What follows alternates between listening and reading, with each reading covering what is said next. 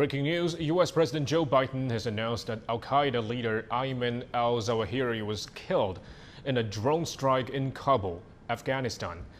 Zawahiri was regarded as one of the world's most wanted terrorists and had helped coordinate the September 11th attacks in 2001 that killed almost 3,000 people.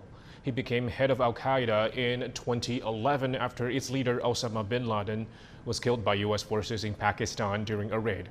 For more, let's go live to our reporter Nick Harbour in Washington. Nick, what were the key messages of President Biden concerning the drone strike that killed the men that they want?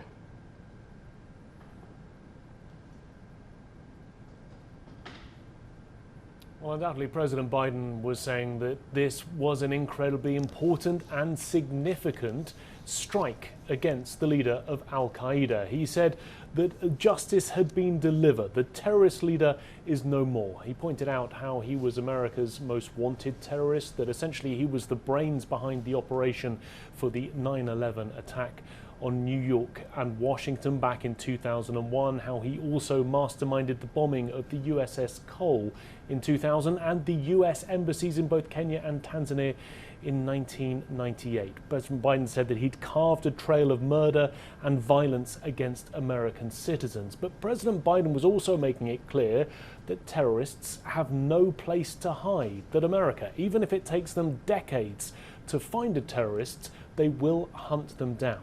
And also, the timing of this, very important. President Biden essentially signaling that the US was right to withdraw from Afghanistan. We are just a week or two away from the 1-year anniversary of the US withdrawal from Afghanistan. But here we are with the US president making it very clear that the US still has intelligence capability and drone strike capability. This ability to carry out what they call over-the-horizon strikes against terrorists in Afghanistan, even though the United States no longer has boots on the ground there.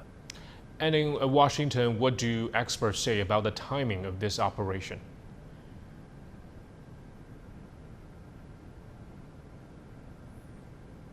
Well, the timing undoubtedly important as well. Now, according to the US president, they knew earlier this year exactly where al-Zawahiri was. But it wasn't until last week that the president gave the order and the strike was carried out on Saturday.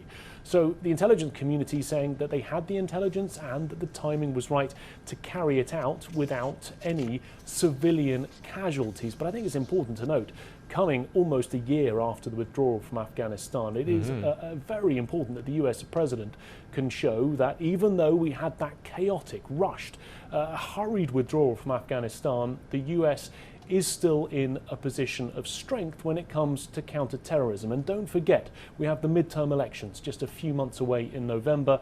This is an opportunity for the US president to burnish his foreign policy credentials and show that this could potentially be a vote winners for those Americans who head to the polls in November, remembering that the US president, and I'm sure he will remind them as we head to November, he was the US president that after 2 decades managed to track down this leader of al-Qaeda who took over from Osama bin Laden.